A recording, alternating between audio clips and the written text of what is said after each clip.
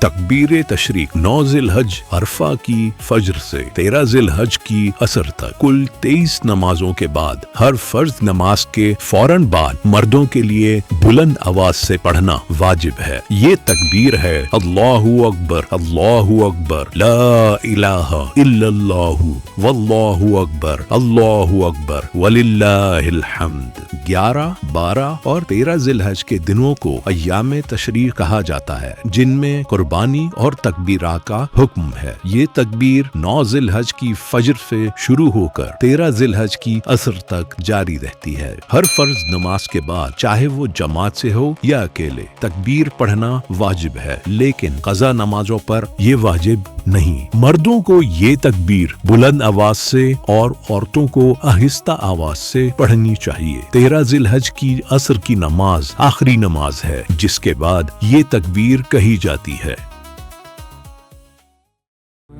ایمان کی خوشبو ہے بزم تجلی،